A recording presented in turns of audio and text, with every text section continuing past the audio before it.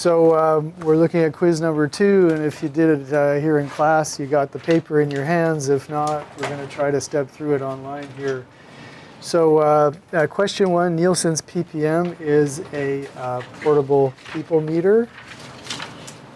Okay, so question number 2, ratings explain why viewers and listeners prefer certain programs over others. So ratings wouldn't do that. It would explain how many people are watching, but not why they're watching. So that one would be false, question number 2. Question number 3, H.C. Nielsen's odometer was used for radio listeners in the 1930s. Question 4, in a 100,000 television household universe, when 10,000 are watching, the rating would be 10. And number 5, these are the sweeps periods. So remember, so the question was, sorry, it's like, can I make this bigger or something? Just because yeah, I can make it a little bigger. So question number 5, during November, February, May, and July, Nielsen sends diary to sample households around the country. So those are the sweeps periods. So that's when Nielsen really does its most extensive ratings on a national sample, and those are primarily for the networks. And as we said, they tend to reinforce the network sales periods as well. The networks have the upfronts. Remember we talked about that, which is a big springtime sales event where they sell all the upcoming fall season shows in a week of gigantic presentations in New York or Miami if it's for the Spanish language media. But they also have what they call the scatter markets, where they sell in 4 different seasonal periods around the year. Notice there are 4 sweeps periods and stuff. So this is when the networks do their best to get their biggest audiences by stunting and doing, different things, or having, big publicity pushes. And anyhow, we don't want to go too much into all this. Okay. All right, question 6. Because radio station ratings are generally lower than TV station ratings, radio measures audiences in terms of average quarter hour. The idea being there that you can actually count people multiple times with AQH, so it makes your basic numbers sound bigger. All right. We're just reviewing the quiz, but you wrote yours online, right? Yeah. Yeah. Okay. So just we can't look at your individual result, but we can just go through the questions one more time. And if a spot ad costs 100 and reaches 1,000 people, what is its CPM? CPM is the cost to reach 1,000 people, so clearly it costs $100 to reach. I remember we had a little dispute about this. How could we? It was so simple. 10 Okay.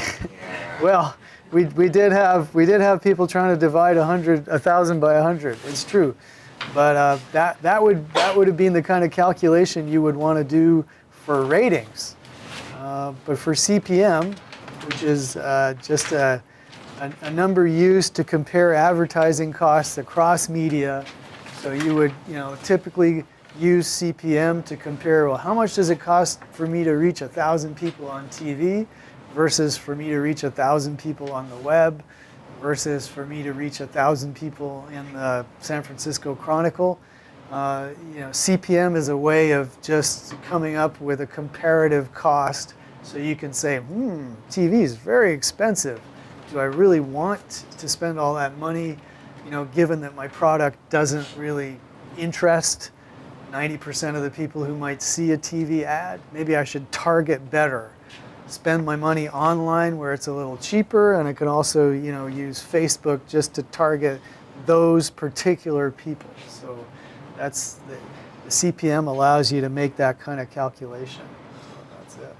And number 8, the first radio rating system used a telephone recall system. So that's true. It was the Archibald M. Crossley Company called using the telephone recall system. So they would phone people up. All right, number 9, where'd it go? When Ford pays for half of a local car dealer's advertising, that is cooperative advertising, because The dealership pays for half and the manufacturer pays for half, so they're the ones who cooperate in that case. Number 10, when a local station trades airtime in exchange for goods and services, that is a barter agreement. So this may happen in radio, this may happen in television, even at the highest levels. Very often syndicated programs. I mean, you hear about Seinfeld costing $1 million an episode still, but a lot of that is just calculated on the basis of barter. There may be, at that level, what you can do is you can say, okay, you want $1 million an episode for Seinfeld. What I'll do is I'll give you 500,000, and then I'll give you a certain number of advertising spots that you can sell, syndicator company, and so they'll sell them, and that way you don't put out so much cash. You have to trade some of your advertising spots there, which at 11 o'clock at night, when these syndicated shows like Seinfeld typically run, that may not cost you all that much. You may not be able to make a lot of money that way. So, cool. The groundbreaker, Friendster. Number 12, which of the following began as a way to connect college students? Facebook. 13, which of the following describes Google+? A social layer. Number 14, which of the following is most closely associated with careers and professional identities? LinkedIn. We're always nagging at our students to get on LinkedIn because we want to see you do well. 15, something occurs when an ordinary person on the street using social media acts as an observer and reporter. That's not press freedom, it's citizen journalism. 16, being loosely yet incessantly connected with others via social networks, ambient awareness. 17, a program length infomercial for a skincare system is an example of the toll broadcasting model. Okay? So it wouldn't be spots, because remember the spot advertising model is the 60-second or 30-second TV spot that comes in the middle of a show. So in this case, we said it's a program length, so it's like a full half hour. We didn't name a sponsor, so it's definitely toll broadcasting. I have a question. Yeah. Is spot advertising also like when you see on YouTube, you can't just skip the ad, you have to watch the whole thing beforehand? Would that be spot advertising? Yeah, I don't know if people commonly call that spot, but it's the same thing, right? A short advertisement that's inserted in front of any show. Okay. So I mean, online I've heard them call that pre-roll. There's pre-roll, there's post-roll, there's mid-roll, depending on where they stick the little advertisement. It's like if you have a longer than 20-minute video, they'll start to put ads. They'll break it up in the mid-roll, yeah. So, and not just YouTube, but a lot of online video providers will do the same thing.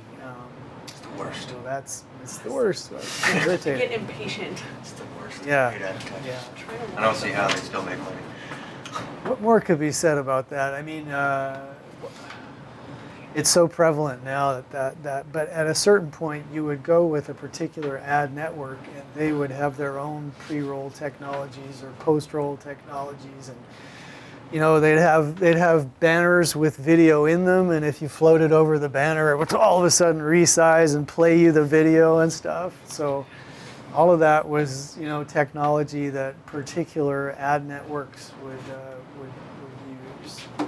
But the plain old pre-roll, where you got a window and you see it in the window, sounds like spot advertising to me, but I don't know if they call it that. Right, so the next one, the Kraft Music Hall, is sponsorship because they sponsor the show. Oh yeah, my attempts at humor. Are there any current sponsorship deals that stand out in your mind, like shows that are branded by a manufacturer? I was playing a video game, 2K basketball game, and Reese's Puffs and Mountain Dew. I mean, you have a little place where you hang out in your game, and it's there all the time. Huh. You know what I mean? Like, it's right in your face. Okay. The whole time. So Well, that's not interesting. TV, but it's kind of like that, where the whole thing is sponsored by that. It seems like. Got you. Okay, so they paid to put their brand in there. Interesting.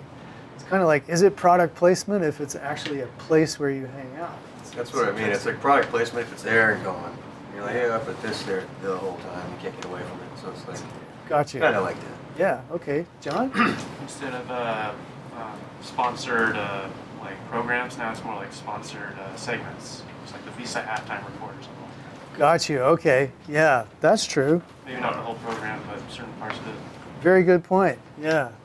Let me just write down some of these ideas. I feel like on radio, they'll have the traffic segment brought to you by Chilton Auto Body or whatever. Got you. Nice. Segments. Segments are sponsored. True. Okay, cool. Thank you for that. Those are good.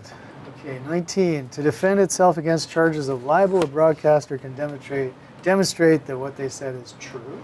That's true. Which of the following is not a component of the broadcast star model? I remember that was the FTC, right? So the broadcast star tried to gather together the main players in broadcast TV, and then also it was the star plus the streaming angle, which had to be added. 21. Something refers to a station being owned by one company but operated by another. Okay, this fooled a few people. So that is a local marketing agreement. People were drawn, understandably, to cross ownership. So cross ownership means when you own like a newspaper and a television station or something, which generally you're not allowed to do unless you're in a market where you can demonstrate that, hey, you know, if I don't own this newspaper, it's just going to close. So they'll let you do that. But in general, newspaper cross-owned with a TV station is not allowed. So that's cross ownership. Duopoly is when you own two stations or more. Streamlining is just BS. So local marketing agreement, that's the one. LMA. So that's where, you know, even if you are not supposed to own, you know, more than, let's say, the top two, you can still, someone else can own it, but you can operate it. And that's the one way you can do that. So that's the LMA.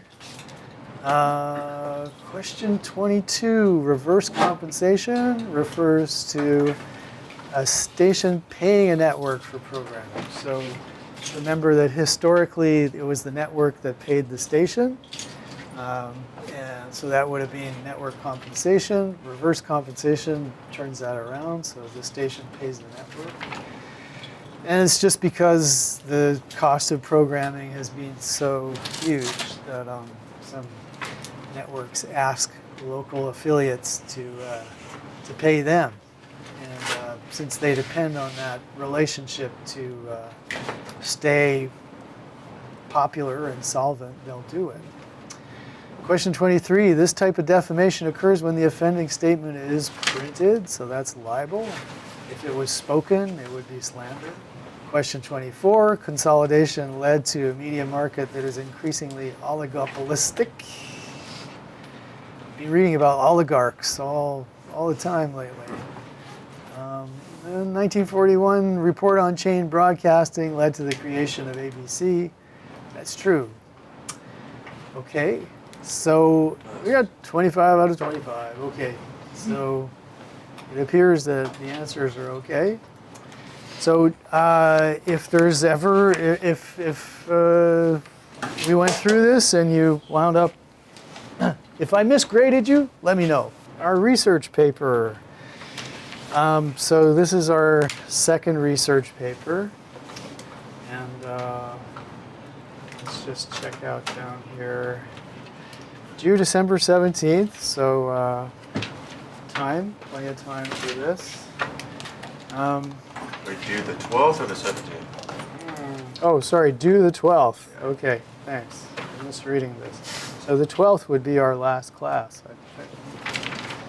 Okay, that makes more sense. Wait, the 12th is our last class, and then the 14th is our final? Well, let me have a look. Because on our schedule here, it says that term paper is due the 5th. Oh, well, All over the place. I'll gladly give you more time if you want it. So let's clarify. So first off, The assignment says it's due June December 12th. 12th. I think people would prefer it to be the 12th, probably. Wait, I'm game for that. Confused me. I would think. If you want to turn it on the 5th, you're welcome. So let's see, the exams, BCST 100 is on Thursday, December 21st from 10:30 to 12:30. So it's a long way off. But then the final, on the assignments, it says the final exam is December 21st from 1 to 3. Okay, so that would be 110. So let me fix that. Okay, this is good. Let's fix this. Will any of the midterm material be on the final? No. Okay. Let's see here. So this chapter was a dated onward. Yeah, exactly. And let's correct a few of these bad things here. So 1221 final exam. So there it's correct, but I guess in the table it's incorrect. 10:30 to 12:30 there. In the table, final exam 10:30 to 12:30. So where else have I written this that's incorrect? Olive, do you see? You seem to have seen. The assignments from what you gave us, we printed out. Oh, okay. We Dear, got oh dear. all right all this. Okay. So can you correct that on your printout? Because up here it seems Yes, to sir. be. Thank you. Thank you. Thank you. So December 21st, the final is from 10:30. 10:30 to 12:30. Okay. 10:30 to 12:30. Boy, I wrote it 3 times correctly in here, but I didn't print it out right. Okay, so we know the final exam. Now, let's say term paper 2, December 12th. Okay. We're going to do this. Content genres. December 12th.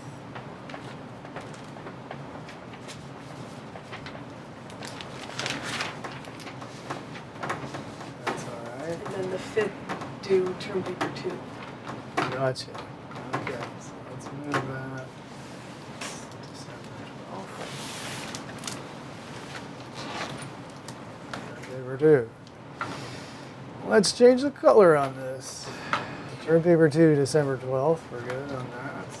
Where else have I written this? Final exam. So this is when people have to come in.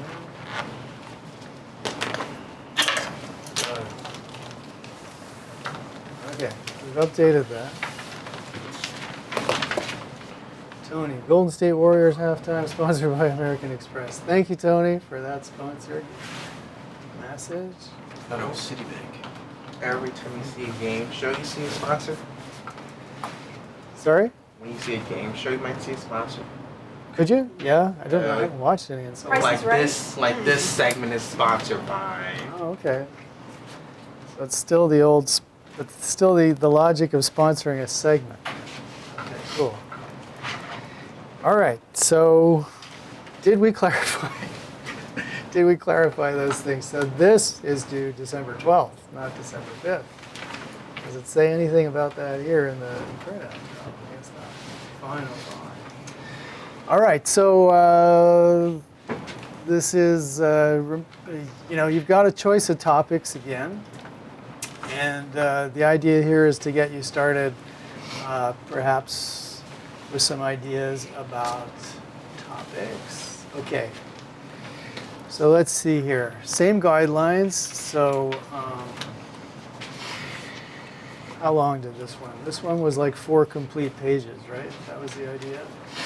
And the other thing, as I said last class, the thing to be careful to do is, once you know what you want to write, just make sure you go to the textbook and find relevant information that you can throw in there from the textbook. First, let's just take a look at these topics. So the first one, prepare an advertising profile of 3 different television programs from 3 different genres and stations. For example, profile How to Get Away with Murder on the ABC, The O'Reilly Factor on Fox News, and NCIS on CBS. Catalog the advertising on each show, i.e. national spot sales, local ads, network ads. Discuss the trends you see in the type of advertising presented and what it says about the target audience for each program. So this would require you to choose 3 programs that appeal to different audiences that you can watch and just note down, okay, who advertises on these shows. So that's the catalog, the advertising on each show part of it. So again, the easiest way to do that is just to watch the show if you can and see where the ads come from. Even if you're watching it on cable, there'll be a mix of national and local ads. The cable show will replace typically the local ads with their own, but you'll get their own system's local ads. So discuss, yep. About like, so ads, like, you know, like car commercials or anything else will have filmed a special one for your city. Even They though sometimes it's, do, big. yeah.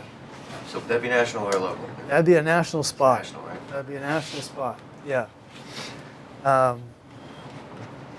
So yeah, so check out the chapter on advertising. Discuss the trends you see in the type of advertising presented and what it says about the target audience for each program. So this is where you get to basically analyze and speculate yourself as to why the ad is pitched the way it is, what's in it. So any ideas about how you could get a sense of who the target audience is based on what you're looking at in the ad? What kinds of things will cue you to what a potential target audience is? The people in the ad. The people in the ad is a great one, for sure. So the demographic characteristics of the people in the ad very often will tell you who the target audience is, because that's a really strong belief in the ad industry, is that, okay, you want to appeal to these people, then you put these types of people in the advertising. Other stuff that you might... The product itself. Product itself, yeah. It could be medicine for a certain kind of day. Nighttime could be a little bit more adult. Yeah, Stuff like that. so the product, other stuff? Music. Music, yeah, that's what I was thinking, Olive, for sure, yeah. So depending on the target like audience. bubbly or a little bit more dramatic sounding. Right. I mean, again, if it's if it has particular genre characteristics, is it like, did they pay a lot of money to license an old song? Then you could probably think that, well, it's meant to appeal to older listeners who would like that song. Vice versa, if it has a particular style, is it hip hop? Is it rock? Is it, so that might give you something. A good example too. They for Dirty Dancing, they had Hungry Eyes, and that was part of a Burger King commercial. Okay. I remember that. Okay. So there's One of the things that came in my head. so those kinds of tie-ins, they might lead you to. And so here in this part, there's not really a right and wrong there. It's more about a credible interpretation. It's like, okay, if you think that they're targeting this particular audience, just say why. That would be it. So you wouldn't want to do this on every single ad that you see in every single show, because that would make this way too long, and it would be arduous for you. And so rather than that, let's say maybe if you pick 2 ads per show, that would be a total of, let's say, 6. That would probably be reasonable, right? They On which to repeat base the, your... ads, right? I mean, one commercial segment, they're going to repeat the next commercial segment, right? It's always the same. Like, Do they? Yeah? Is it that heavy? It might rotate the way it is, but it's Okay. always the same ads. What I was thinking, it maybe shouldn't be so much like, okay, it appeared 3 times, this must be a really important one, but rather, is there something in it that is really cueing you as to who the target audience is? In other words, if there's probably plenty of ads where it's just, you can't really tell who's the target audience. It doesn't really make, So at that point, don't force yourself to just say, oh, I don't know, I saw this advertisement and I really couldn't figure out who the target audience was based on that. That would be, wasteful. So instead, maybe if you can find a couple of ads within each show that you can say, oh, okay, the music in this ad was making me think that this is maybe for an older audience because it's an old song that was really popular, in the 1980s. And, I know that the audience for NCIS is 55 years and older. If you can find that kind of thing, it's also possible. I mean, you may look on Wikipedia for the show itself, and there may be some audience data that way, or you can Google. I don't know a reliable place where every show that's on the air would be, broken down by demographic and audience, but you could find some of that. So that would be something to look for too. But yeah, so let's say reasonably two ads per show that you look at, and hopefully they will have something for you that will, okay, this is either the product is telling me who the target audience is, or some musical or other visual stuff that's telling me that, or perhaps the actors, the way they're dressed, and look at the behaviors, and also is it trying to be very like a bank ad, for instance, might be a little bit more formal than an ad for a more fun type of product. It's trying to pitch itself differently. So that would be it, and maybe I should just let me just make some notes as to I can add a couple of things, like two ads per show, like sort of. About like a basketball game. Sorry? Would you like that if we were watching a basketball game? And those ads, that count too? Yeah, sure. I mean, you pick the shows that you would want. But I think this type of thing works best is if you pick, a variety. I just meant like one of them Right. being in. Yeah, for sure. So one of them would be good. So, what have we got? We've got a network drama. We've got a talk show on a conservative station. And, well, another network procedural. So you could also find some different things. So I'll point out a diversity of programs and 2 ads per program.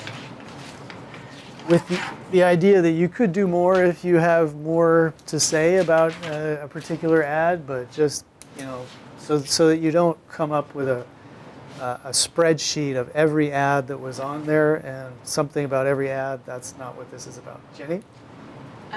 What about news or news shows? Yes, For yeah. the most part, I know news shows would include something like CBS Evening News, but what about the regular local news? Would the local news be exempt or no? No, it wouldn't be exempt. Nope, you could use it, and you'd find a lot more local ads on there than on any other type of programming, which would make it interesting too. Right? Because your network news show would have a lot of network ads, a split between network and local. But remember, during your local news, like at 10 o'clock on KTVU, all of that advertising is sold by the station. So you probably find more local ads there. Or national spot sales, because they'd be buying into that section where there would be no network ads distributed that way. So that would be interesting. So that might interest you. Or how about another option? XM and Sirius Radio are competitors for the terrestrial radio audience. Discuss the successes and failures of satellite radio using such discussion points as the business model, subscription fatigue, and high-profile personalities that may or may not attract the audience the services require. You could find in the textbook certainly the history of Sirius and XM and their launch and their eventual need to combine themselves due to low subscription. You could consider discussion points as the business model, which is subscription, and whether that was effective in competing with the free, advertisement-supported free radio broadcast model. This notion of subscription fatigue, which is addressed in the chapter, We also talked about it recently in terms of churn, which is what they call it in cable television, like HBO has subscription fatigue. You eventually just, why am I paying this?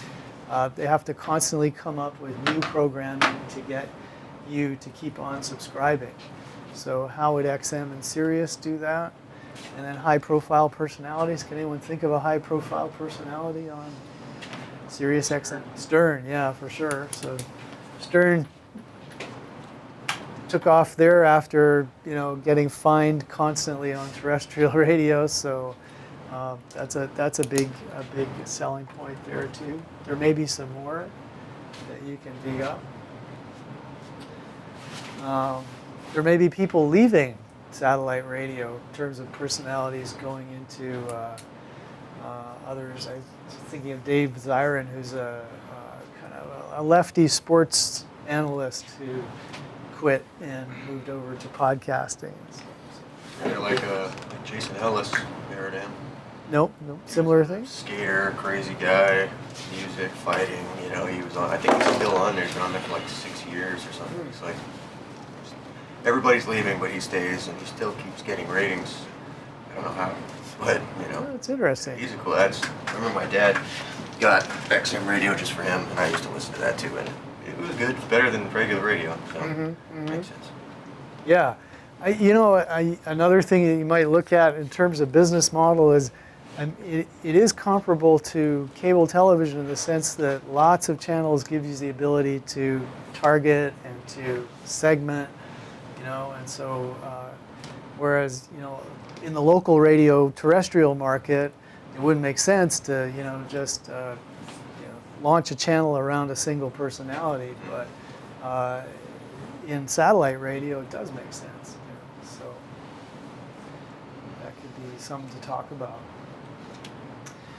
So that would probably require a combination of the textbook and again, Wikipedia is fine by me, especially as a kind of a starting point for finding out more information. Everything is, you can click through to their sources and use those from Wikipedia as well. It'll give you more if necessary. Okay, cool. And that would definitely apply to this next one, which is prepare a biography of a local radio station. So Wikipedia pages are usually quite detailed in terms of the history of local stations, television or radio, especially television, but in this case radio. So it would give you a Wikipedia page on the station would probably give you an adequate history of when the station started and also the format changes, ownership changes. So the idea here is to look at what kinds of changes have come about. So again, remember the pivotal moment is 1996, the telecommunication, the lifting of those ownership caps, which have led to a massive consolidation in radio.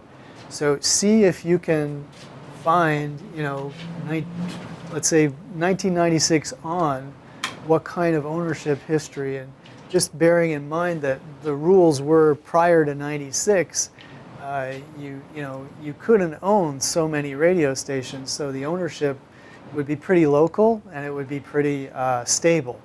From 1996, check out, were they bought by Cumulus, Entercom, or Clear Channel, iHeartRadio as it's called now. A lot of stations were snapped up in a wave of consolidation.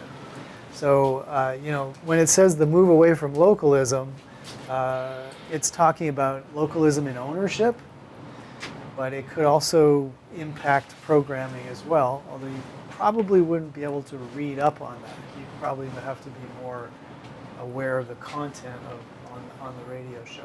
But what it's talking about here is the move away from localism would mean the tendency for stations to be bought up and owned by large corporations like iHeartRadio. Clear Channel was based in Texas, so That would mean that prior to 96, they couldn't own 1,000 stations, so the ownership would have been local.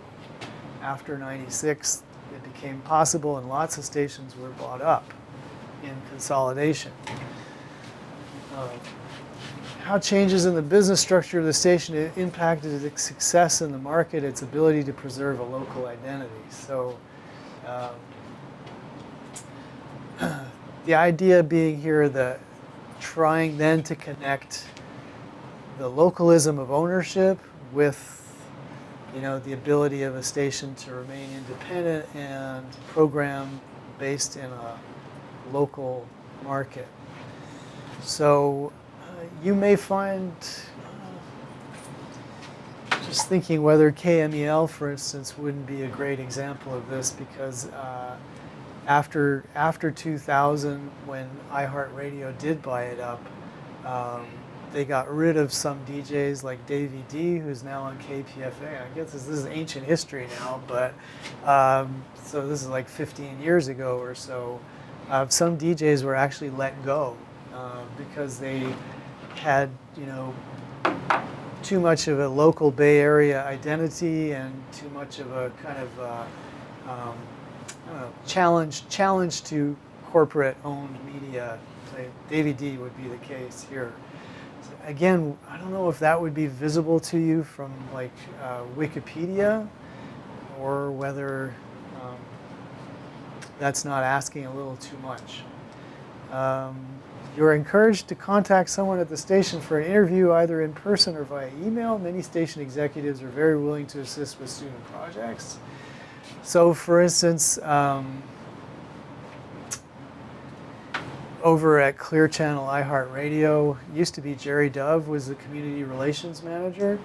So usually if you call him up and you explain, I'd like to just talk to someone for 10, 15 minutes about the station history and where you're positioned in the market, usually they'll put you through to the community relations manager, who's the person who would deal with anybody from outside who wanted to arrange a blood drive or a fashion show, or can we have one of your DJs present at our event or something like that.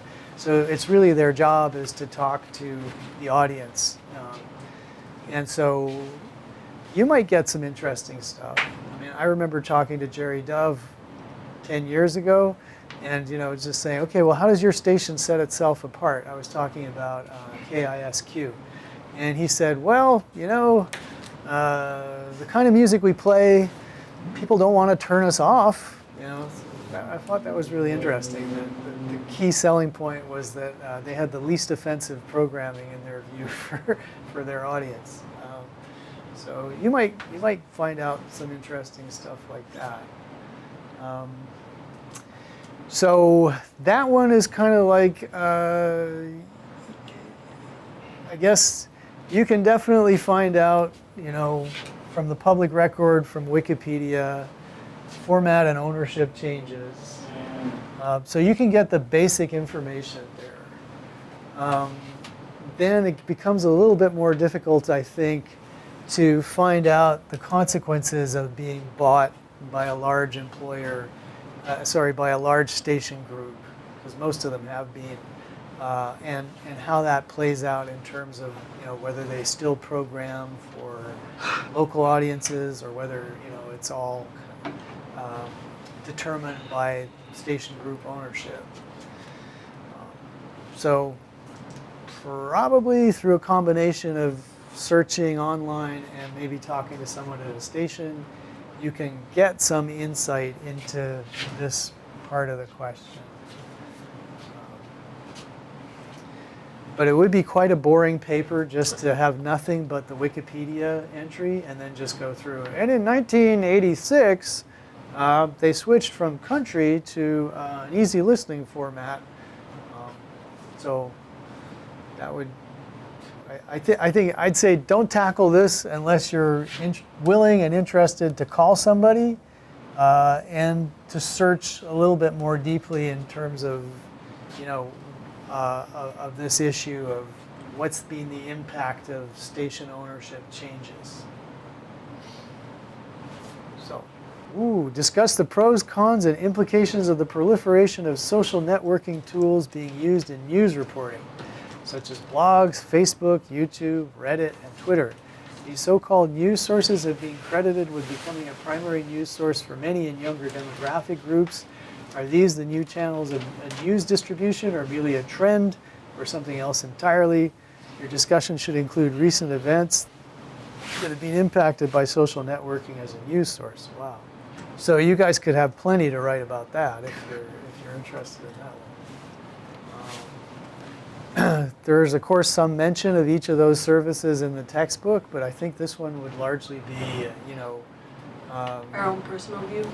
your own personal view backed up by reference to newspaper articles, credible sources, basically talking about such things as, for instance, political advertisements in the last election would be a good one. So-called fake news, if you wanted to take that on. That one's just, there'd be a ton of stuff out there that you could incorporate into this one. Yeah, Jenny? Are we limited or not limited? Do we have to include more than one of those social mediums, or can we stick to one? So, for example, I think you could stick to one. Okay. Yeah. There's the general discussion about how, people consuming news online is changing the role of news in public information. So it would be, and you would find that,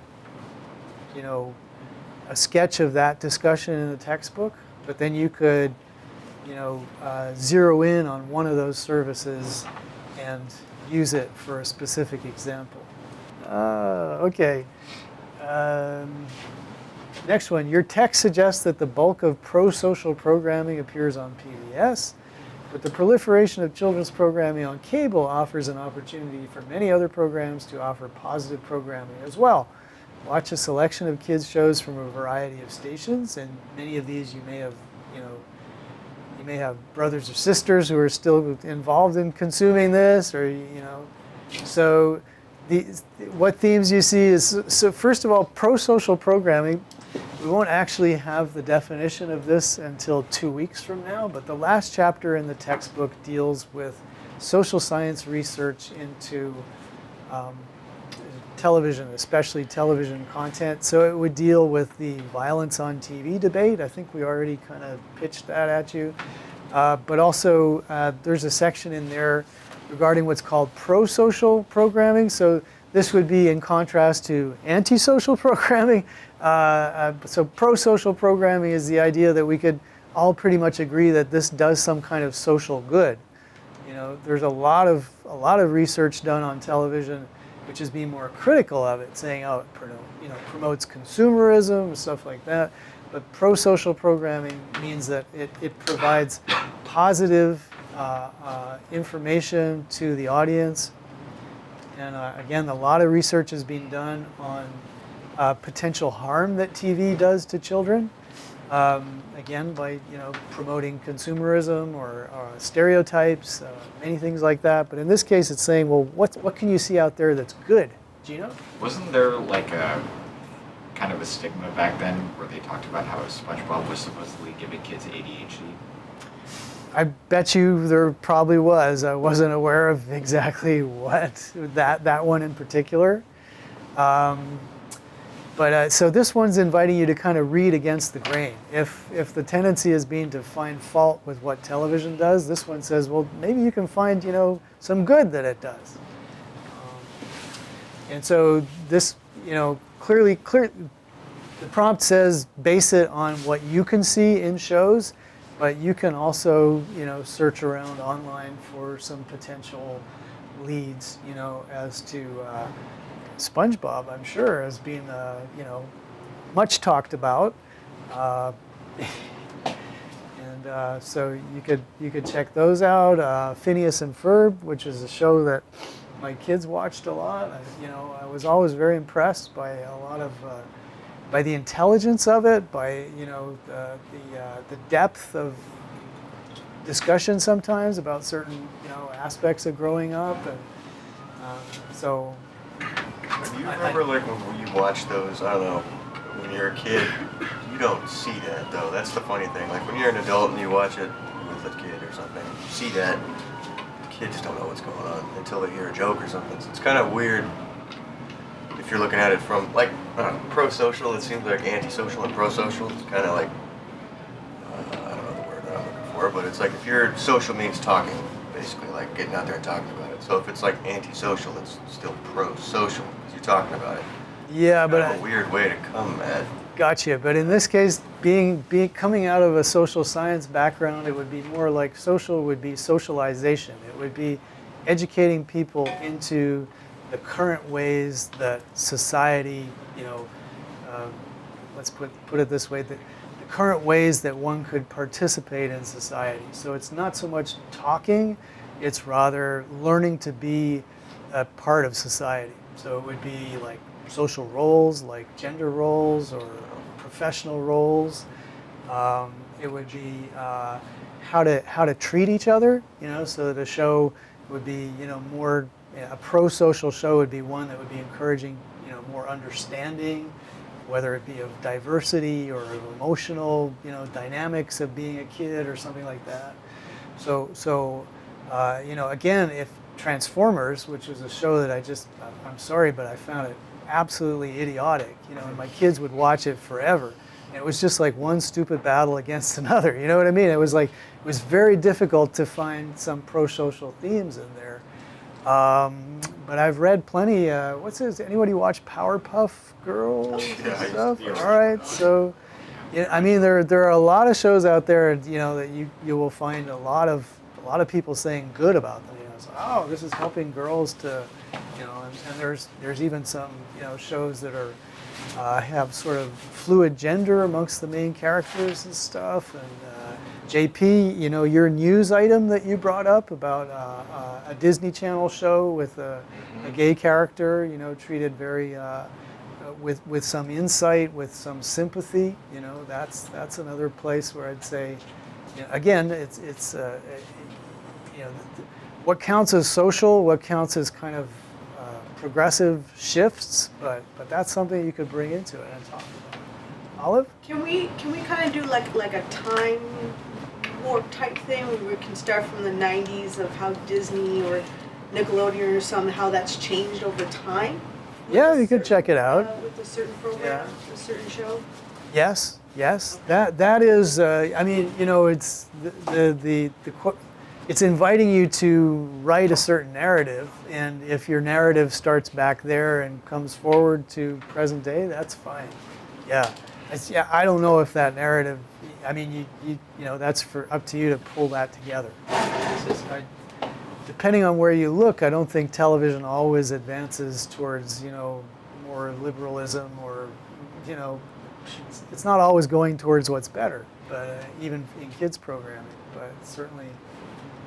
This is inviting you to make an argument again that goes against the grain. It's like, oh, okay, we all know that PBS, program shows that we're really trying to, promote certain social outcomes for kids. But this is, also saying, well, what about those other influential channels? So cool. Is pro-social programming possible and present on the commercial cable nets? And if not, what themes and agendas are you able to identify that might be considered more negative? So you can also, argue the contrary as well, that with the exception of a few shows, perhaps in general, it's still all about, commercialism or violence or whatever you see out there. So actually, now that I discussed that one, it's kind of tempting too. Any additional questions now that you've seen your options? What's an example of an antisocial kids show that you would bring up? Well, I mean, first of all, antisocial doesn't really exist as a concept which is played with in social science research on media. I was sort of saying it more as a Lack of pro-social. yeah, to try to give you an idea of what pro-social might mean. But those themes that I've just talked about, promoting consumerism, uh, you know, violent resolutions to to problems and such, stereotyping basically of characters, so that, you know, if you see a character, a minority character, they, you know, are you know, conforming to particular stereotypes. All of those would be very commonly identified as, you know, themes that social science media critics condemn. You know, so although they wouldn't say, hey, this is antisocial programming, they would sort of more go like, okay, these are the problems that we see with kids programming. You know, and even Congress got in setting limits in terms of like how much advertising you can have in children's prime. You know, Saturday morning is prime time for kids. So there were limits as to how much advertising you could do there to kids, and also the kinds of claims more generally that you could make. So you'll see in the textbook a couple of the historical attempts to, you know, to curb the commercial instincts. Like Pokemon, when that came out, there was a whole thing. Yeah, Still, like, it's it was back just again. It's Getting insane. kids to want to buy more and more when Yeah. their parents were out of the room, and it was just like Right, all of yeah, it, yeah. like everything. Right. Yeah. Right. So although they wouldn't call it antisocial, it would be, you know, again,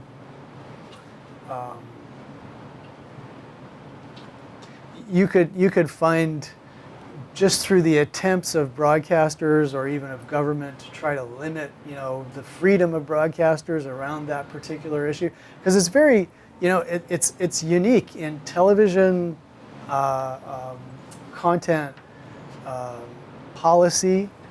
No other group is singled out apart from children for additional protection. You know, it's not like they said, you know, old people shouldn't, you know, we got to protect old people who are. Yes, there are, you know, there's policy against misleading advertising, and the Federal Trade Commission actually does police that.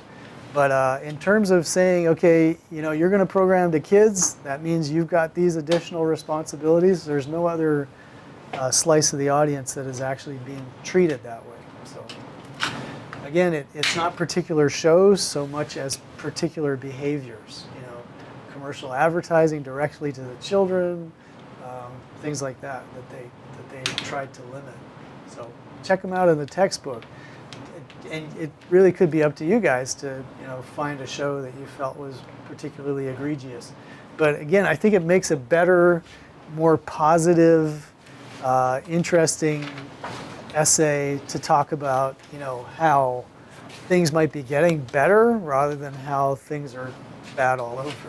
You know what I mean? That's One of the reasons I asked was I've done this kind of prompt for other classes before, and most modern cartoons that I watch are pretty pro-social. It seems like I think back on like stuff like Ren and Stimpy that I grew up on. Nowadays, it's a lot tamer. right. Yeah. As Well. far as violence and Yeah. being nice to other people or whatever. Yeah. So that might make it easier to find some positives there. Yeah. I mean, you know, again, by the nature of many series, they're there to sell plastic toys to kids, you know, so that might be something to, you know, even if on the one hand they may have kick-ass girls in the cast, you know. I'm thinking of the new, what are they called? Remember there used to be like these bobbly head puppets in the 1960s? What are they called? Thunderbirds. My kids love Thunderbirds. So there's a new 3D animated version of the Thunderbirds. Remember they used to like they'd be puppets. It was hilarious. And the South Park people did that. Team America World Police or something like that. It was a takeoff on that. Anyhow, they're back 3D, right? So they do have, you know, they've tweaked the cast a little bit. There's some female characters who are, you know, agents and kick-ass and every bit the equals of the males. But at the same time, you know, the whole thing is designed to sell Thunderbird rocket ships and stuff like that. So maybe even within a same show, you could find competing tendencies, you know? So you wouldn't have to be all either one way or the other, pro-social or, you know, antisocial if you want. So you could find tendencies in both. Because for sure that a lot of this is driven by toy sales and merchandising still, so that could be something to talk about. One thing that pops into my head is Sailor Moon and how the blonde chick, stereotypical, is not too brite, and yet she all of a sudden becomes this superhero chick, and they're even still selling Halloween costumes and stuff. That's a big sale. Even this past Halloween, there was a lot of people with the Sailor Scout uniforms and stuff like that. Yeah, that'd be an interesting example, especially if you can get to some specifics about, the pro-social aspects that you want to talk about. So, I mean, things could be considered pro-social in many ways, right? It could be conflict resolution or body image, just other aspects of stereotypes, or it could, the more commercial issues could be, is happiness just equated with having the latest toy or that kind of thing, So you could sort of define what aspect of pro-social you see there and that you want to talk about. So that'd be it. Family relationships. I mean, anything that that seem to be targeted at kids, and the shows definitely will announce themselves as for a younger audience.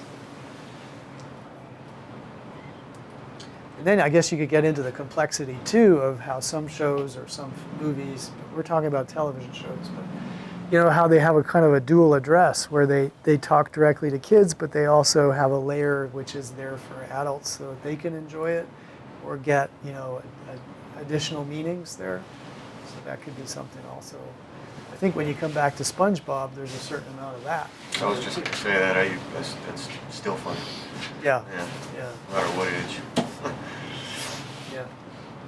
So all interesting, and I mean, part of this one is fun with this is just, when you get to the end of this course and you've been here for 16 weeks, and I thank you for your continued attention and effort. You sometimes come out of the class and say, we haven't talked about content at all. It's like, when I took this class, I thought we'd talk about TV shows, and it's like, oh well, actually he talked about advertising sales for like 3 hours or something. So this is a chance at least to engage with some of the content as well, in a specific way. Okay.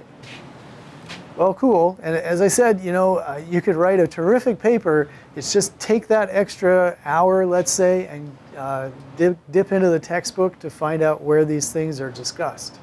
There's 4 copies on reserve, and if you don't have a copy of your own, just take a little time to go and cite the textbook. Find at least what the textbook has to say about it. So that, Is it still the same structure, like 4 pages? Yeah.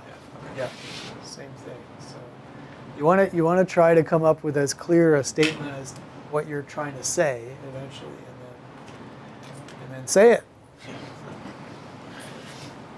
Okay. So keep that in mind. Obviously, plenty of time to think about what you'd want to write about this time. So that's cool. Cahoots. Yeah. Just thinking. I say let's run the Kahoot. There's plenty that we didn't discuss last time, but you'll see the questions, the answers, and we can. Oh my God, my favorite music. So what I'm saying is, this probably would have been better done last Thursday when we were closer to the lecture, and also because of the quiz, we didn't have a full lecture. I want to get these questions out there, but they may not be you may not have the answers yet until we actually talk it over. Some you will, some you won't. Okay, I guess we want to go. In the 1920s, some local stations recorded their audio programs as electrical transcriptions. True or false? JP says true. Sounds true. Sounds true. It does sound true. It is true. So they used to have to kind of cut records in the studio, because that's what their recording technology was. until after the Second World War, when we got tape recorders for editing. Newsrooms using new technologies typically increase the size of their field production crews. True or false? You think field production crews of television news are getting bigger or smaller? So it is false. So the tendency is towards, especially in television news, is in one person reporting teams who do both camera and reporting and drive themselves around and stuff. So the tendency has been towards shrinking production teams. And also, we were talking last class about how in studio, robotic cameras have replaced live camera operators. The switcher, we talked about when we went to KTVU, the Grass Valley Ignite computer program. It basically replaced the jobs of like 5 people. There was just one stressed out individual who was doing it all with their computer. Studio cameras are mounted on, what are they called? Not tripods, I'll give you that. What? They're not tripods. Oh darn, you can't change your answer? Oh, okay. Show. Ah. What camera control you? That makes it, Just sounds right. just sounds good. No, actually it's not. That is How are we doing? It's pedestals. It's pedestals. Oh my God! What? We said it before it even ended. Oh, 2 people got it right. Okay. So the pedestals are now mounted on wheels, and they can be programmed to drive themselves around, and they do. They can raise themselves up and down, and drive around, and pan, and focus, and everything. So they'll be controlled by one person behind the scenes. So you don't have to have live operators. This computerized device combines and processes signals from multiple video sources. So that would be called... So that's the thing that the Grass Valley Ignite, has. Oh my gosh. The Grass Valley Ignite system has replaced it. Oh my goodness. Yes, All right, good job, everyone. It's the switcher. Oh no, the switcher is now controlled by a computer, but it switches cameras. All right, here we go. Oh, we're on to radio here. Radio promotions are designed to generate controversy, so people will talk about the station. Do you think radio promotions want to be controversial?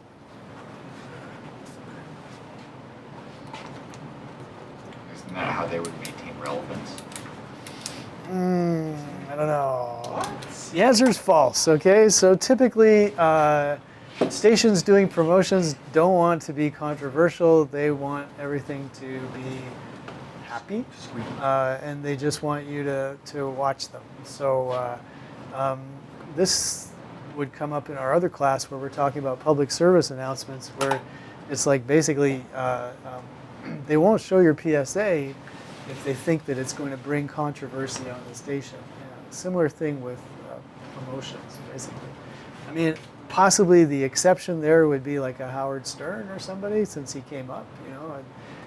That would be a possibility. But for your regular local station, you don't want controversy. You just want audience interest, but not audience upset, because then you've got people unhappy chasing you. You don't want that. One advantage that terrestrial radio continues to have over satellite and streaming is localism. Does that sound true or false? Ta-dam, bravo to those who said it's true. It is true. So your Pandora basically may have advertising. Yeah, good point. Well, definitely satellite would be a better example where they can't localize it as of yet. So you get national advertising, but not local information. So the terrestrials are better at local. Who's in charge of policy, hiring, payroll, contracts, and facilities at a local station? Nice. General management. Very good. So general management would be in charge of like hiring, setting policy, that kind of thing. So program director, which is just the one other choice that somebody got. So programming would be anything that goes on the air. but not things like payroll, hiring. So this is the management side would be general management. What you hear on the air, would be the program director's job. So, good. Which of the following works most closely with the music director? So, engineer, sales manager, promotions director, or program director? Which one of those would have more influence over music? Somebody hesitates. All right. Yes, the program director, as we said, the program director is responsible for everything that goes out on the air. So that would be music. And the other one, the regional sales manager, nope, because regional sales would be, more involved perhaps with, out of all of those, not really anybody. Assistant to the They'd be on regional their own. manager. The engineering department of a local station is also responsible for FCC technical compliance. True or false? Yes, I love it. 100% right. Exactly. That's right. So the engineering department not only has to make sure everything works, but they also have to make sure it works the way they said it would work in their FCC license. So that may involve, making sure that they're broadcasting at the right, with the right amount of power so that they don't overstep where they broadcast to. Okay. The system for distributing cable TV to subscribers resembles a tree with trunk and branches. Okay, so we didn't get to that for sure. So, we'll let you guys decide whether it's true or false, and then we'll just explain it for a second. I had queued up some videos on this, and then I just decided I couldn't be bothered to show them. So, the way cable system works, you have the trunk line. Believe it or not, they call it a trunk line.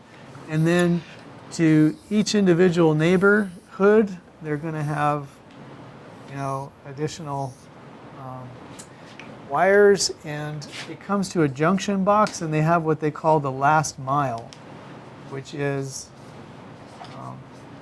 where the signal actually slows down. So one of the problems with cable distribution versus satellite is that you can construct even like a gigabit fiber network now, which will be beautiful, very very fast data transfer. Your web pages would blast on. You could have 4K Netflix. Everybody in the neighborhood, if they were all on fiber, but right now, most cable systems still get slowed down at this last junction box where they have to send the signal either through the existing telephone lines or through cable television, which is what's called coaxial cable. That's Comcast cable television would use that, and AT&T would use what's called ADSL. So those are systems which they're going to slow down as soon as they get to your house, and this last mile, just the distance is what makes it slow down as well. So this to everybody looks kind of like a tree, and in fact they call this the trunk, and then the branches are those additional those connections which lead out to neighborhood boxes, and then the neighborhood boxes lead to either one of these two solutions, and those slow everything down. Eventually we're going to have optical fiber going through all of this, and then we'll have a very fast system. Whoops. So let's just, how many more we got? We got hardly any. The type of wires used by cable systems do not lose strength when traveling long distances. Oh, gee. Just answered that one. Must be true. Okay, so it's false. They do lose speed as you travel further along the line. The further you get from the junction box, the slower it goes. Buying time on other media to publicize a broadcast station involves which department? So what department would pay, to plug their station up through other media? So it would be promotions, okay? So the sales department sells advertising on your station. The promotions department buys advertising somewhere else to promote your station, right? So on billboards, on buses, stuff like that. The promotions department will go out and buy that, promoting the station. TV programming departments are primarily concerned with, so programming departments are going to do what? Boom. Okay, four out of 5. It's programming acquisition and scheduling, right?